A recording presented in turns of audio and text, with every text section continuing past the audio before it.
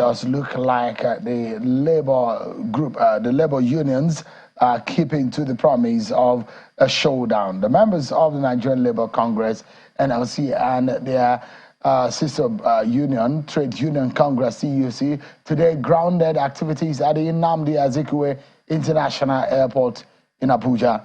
The move is part of actions by the unions following an attack on the president of the NLC, Mr. Joe Ajaero, in Imo State.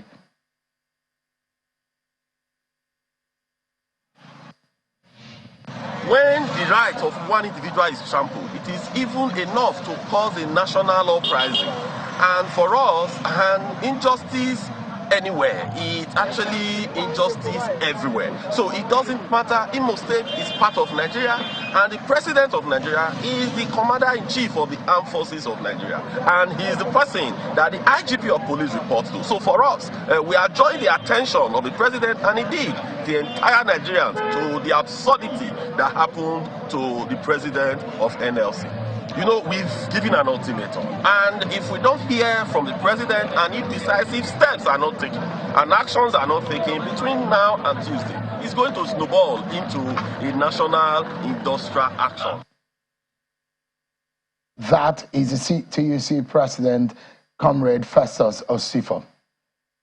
Today is the final day of campaign, and of course, a lot of reactions and political parties dotting their I's and crossing their T's.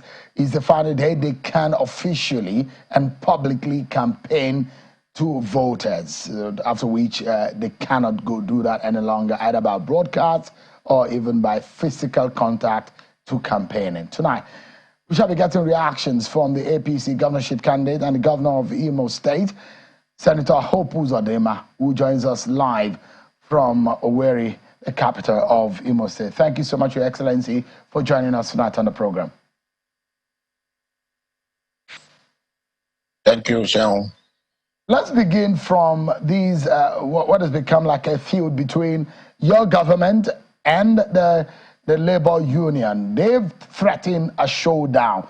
They've accused your government of masterminding the attack on the NLC president. What hand do you have in all of this?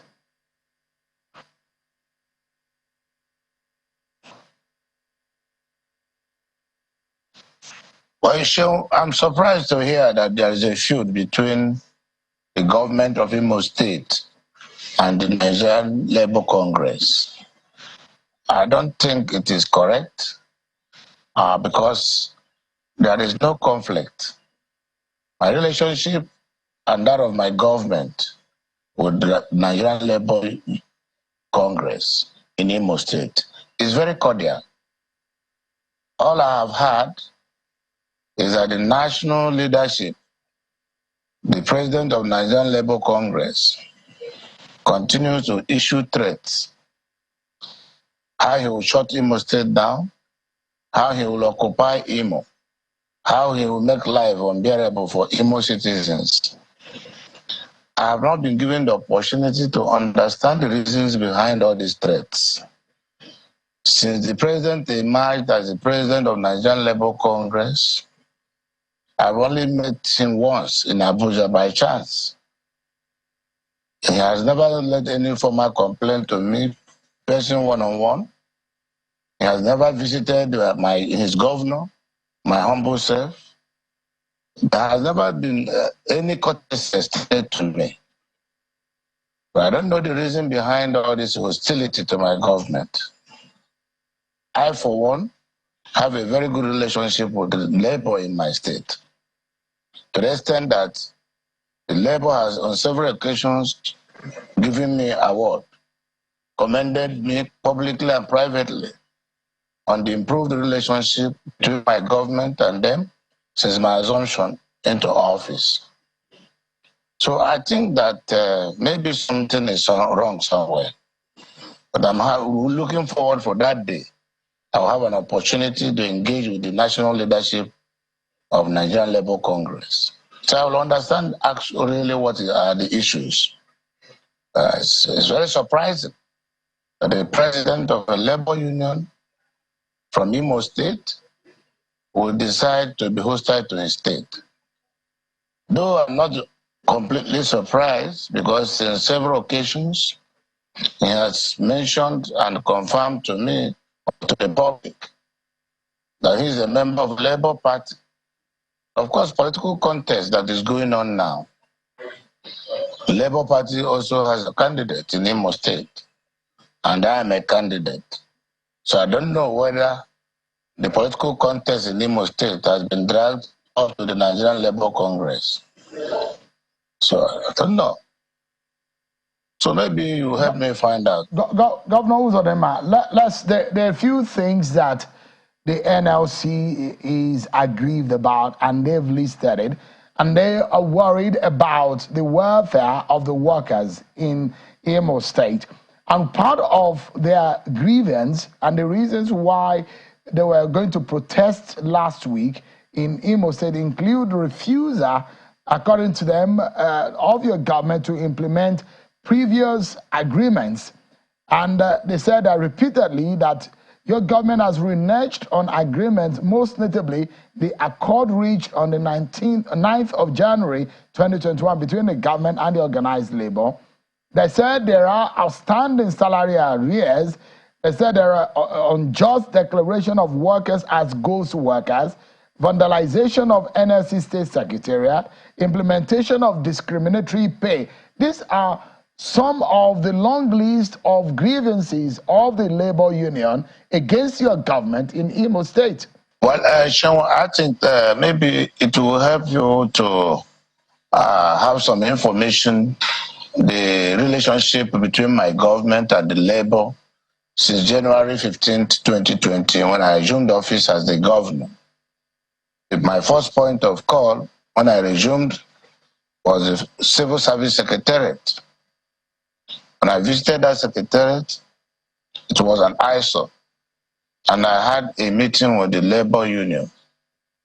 And immediately, I renovated, rebuilt the Civil Service Secretariat.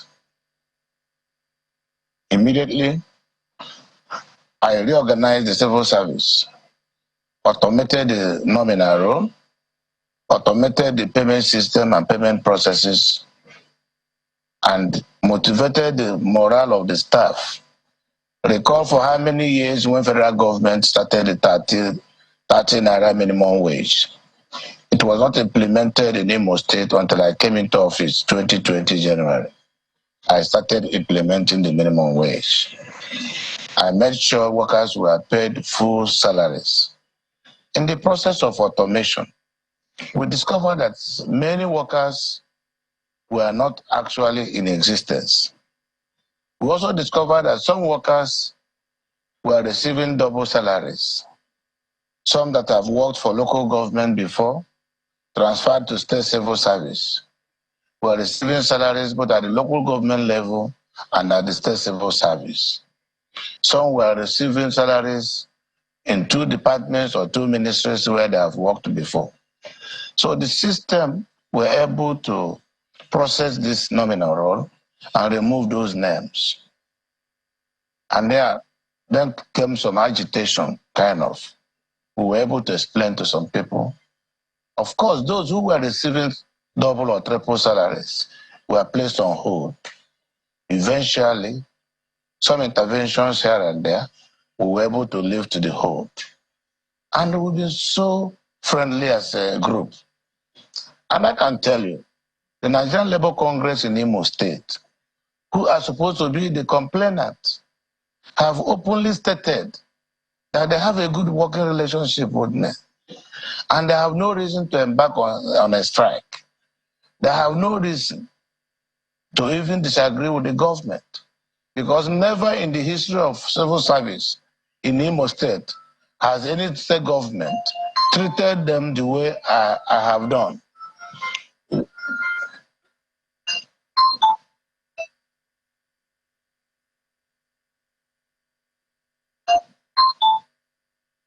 All right, then. But let me take a quick follow up on that. Now, how then do you explain, Governor Uzodimma, the kind of attack and the assault on Joe Ajaero in your state, who is a citizen of your state and an NLC president, because they have alleged that your government, under your watch, supervised his assault. How do you explain that? I think Ajaero is pursuing his personal interests. He said times without number that he's a member of Labour Party. He has a candidate in the election of Imo State. So he is driving whatever program that will give advantage to Labour Party in Imo State. He said without number so many times that as a member of Labour Party, his interest is Labour Party. Sheung, if you have followed very clearly and with interest the history of Labour Congress in Nigeria from 1999 to date, never in the history of any government has Labour Congress or Labour Union shown the level of hostility they have shown to this administration, from the presidency to National Assembly to state governments. Otherwise, how do you explain a situation, assuming anybody has gone to Ajaero to report that there were things that Imo State government has not done right? I think the first thing you should do is to try to find out from the state government. As I speak to you, we have not met. We have never discussed. He has never presented anything to me. The allegations you are just rolling out now, I'm hearing for the first time. But Governor, apologies to Button. Does he explain the reason on the assault on him?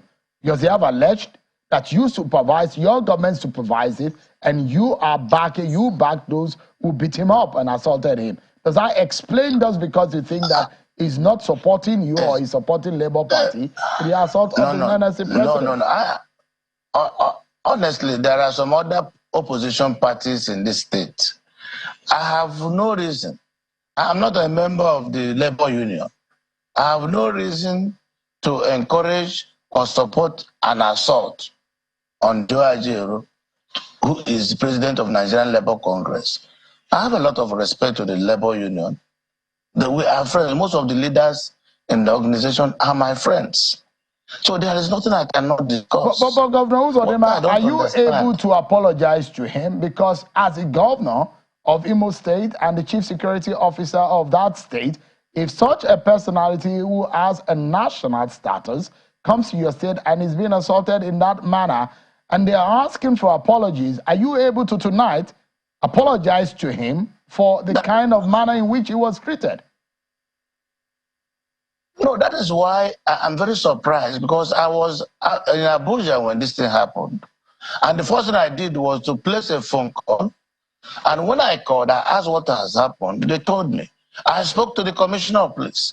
He explained to me. I was not even aware that the president of Nigerian Labour Congress came into my state. I was not even aware. And what I did, I condemned the action. But however, it's an internal agreement between the Labour Union. It has nothing to do with my government.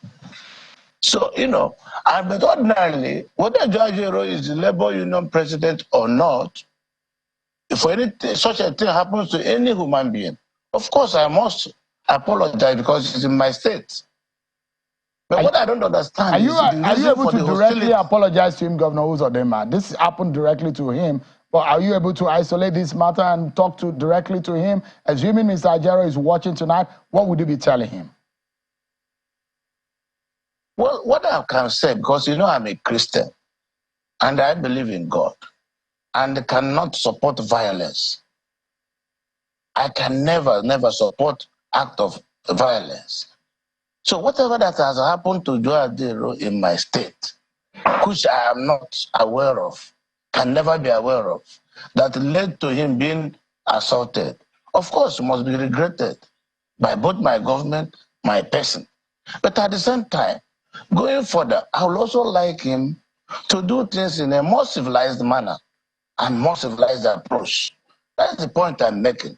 That a man who is from my state at that level to come to want to begin to go on street without hearing me out, without bringing the matter or all these allegations you are saying before me, to say the least, is is not acceptable. All right, Governor But I can never Uzodimma, support anybody. let's deal with assaulting. yeah, let's deal with the reason why you want a re-election, and it's going to be a tough race on Saturday.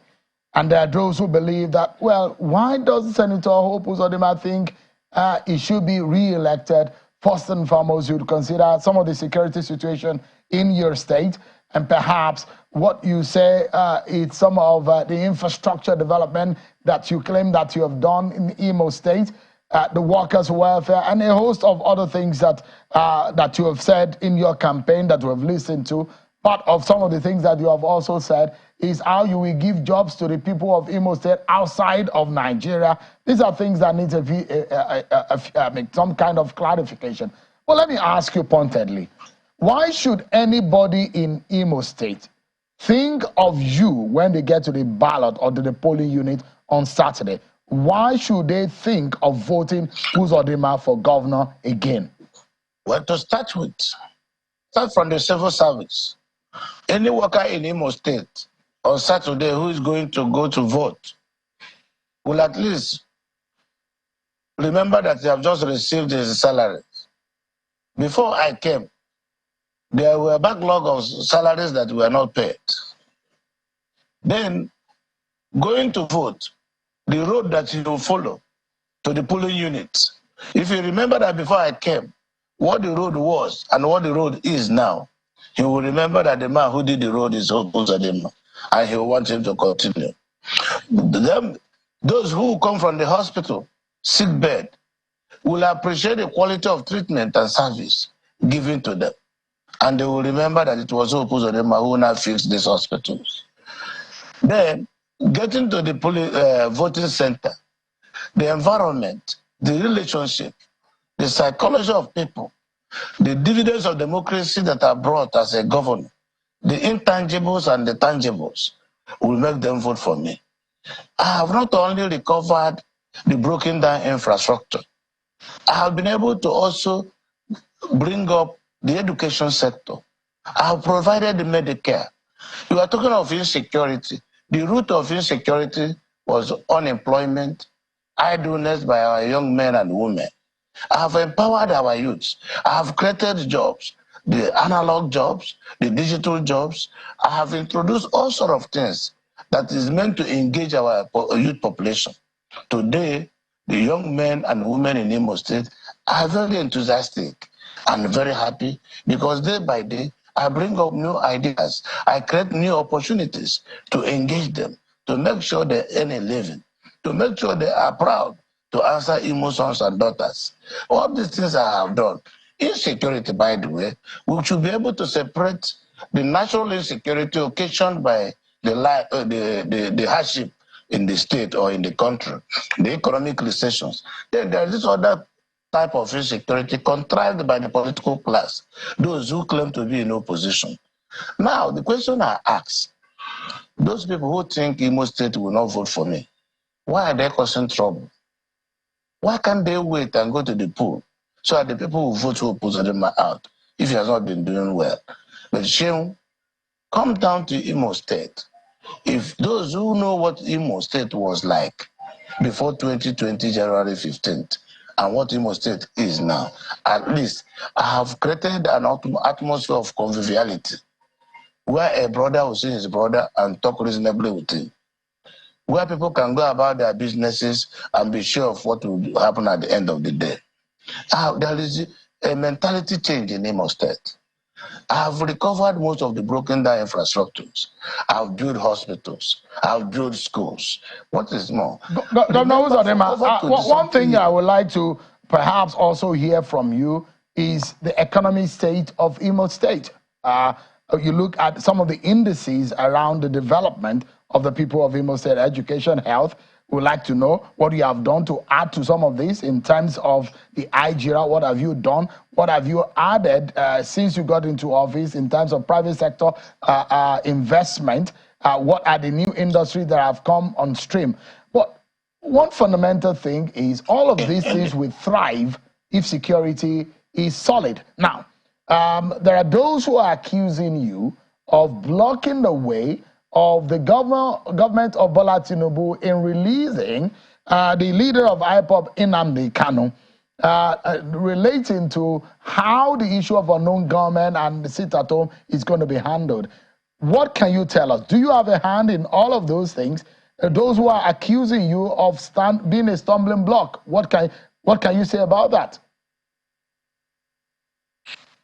But to start with, when I came into Imo State as the governor, January 2020, we start from education. We had only one Imo State University. Now I'm the only state that is operating 3 universities, 1 polytechnic, college of education, and 1 college of education, 5 tertiary institutions. When I came here as the governor, our internally generated revenue was below 500 million. Today is very close to 3 billion. When I came here as the governor, there was most of the industries were moribund. Not only that, I've recovered Adapam, recovered the Imo Standard Shoes, recovered the Avoto. I'm trying to recover Avoto Poultry. I've created opportunities. I was able to put together, working in partnership with UNIDO, an industrial policy that has today become a roadmap for industrial revolution. Industries are coming in. When I came here as governor, the ease of doing business, Imo State was rated number 35. Today we are number 13 in the radar. These are indices that goes to show that economic activities are being stimulated in Imo State. So it is a lot of opportunities, but the politically contrived insecurity, which was meant, or which is meant to truncate all the creative thinking and ideas that are brought to bear with my style of governance, was supposed to stop me. But to the glory of God, why I have refused to be distracted, most of my economic policies and programs are going on. No wonder that from any part of Imo State you are now, you can access the state capital under 30 minutes. When I came into government, to go from Owerri to Olo used to be 2.5 hours. Today, under 25 minutes, you go from Owerri to Olo and Olo to Owerri. When I came here in 2020, to move from Owerri to Okigwe, 3 hours was not even enough. Today, you do it under 30 minutes. When I came here as governor, to move from Owerri to Umuahia, 3.5 hours, you will not be able, you are not even sure of getting to Umuahia. Today, even when the road is not completed, you can do that under 45 minutes. So why will I stop? What have I not done to bring a new idea? The narrative have changed. The ordinary man on the street, the ordinary woman on the street is appreciative of what I have because done. we need to wrap this up quickly, Governor Uzodimma. Who are busy with the opposition. Yeah, we need to wrap this up quickly. I'd like you to clear the air about your role in the proposed release of Nnamdi Kanu. Are you a stumbling block in that? You know, I can never be a stumbling block, Shehu. Listen, I'm a mature people leader who have a history before I became the governor. Nnamdi Kanu is our junior brother. And we are working together with Ohaneze Ndibo to be able to secure Nnamdi Kanu's release. I'm not going to make it a public discourse because government does not function that way. I only know between me and my God, my role. And by the grace of God, I'm sure through dialogue, the presidency will understand, the federal government will understand, and eventually Nnamdi Kanu will be released. All right. But I don't want to go into unnecessary agitation occasioned by selfish interest, by those who want to create national confusion. And one thing you must know, and which I want to draw the attention of every Nigerian, is that from 1999 to 2007, we had a labor union. No, it wasn't a partisan labor union. From 2007 to 2015, we had a labor union without any political party. Adams Oshimole used the Labour Party to emerge as a governor of Edo State. There was no national confusion. This idea of being a partisan Labour Congress, who thinks now they are above board, must be discussed. Governor Uzodimma, and the Nigerian leaders must wake up. Lovers of democracy must wake up. A sitting time serves 9. I'm sending this warning, and people must take it very seriously, very, very seriously. And Shehu, you from your career where you work, the media, you must rise to the occasion and protect our democracy.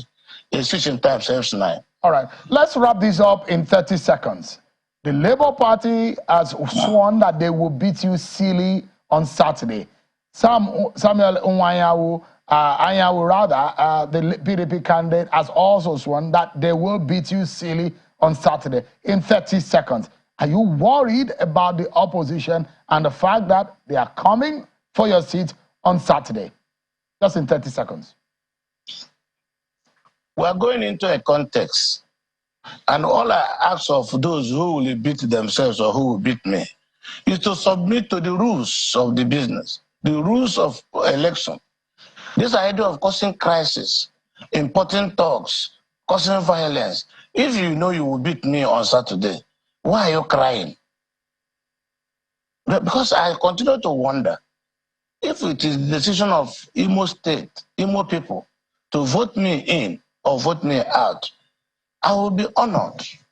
After I've been a governor now for 4 years, we are going for renewal of mandate. If I have done well, Imo people will vote for me. All right. If I have not done well, they will vote me out.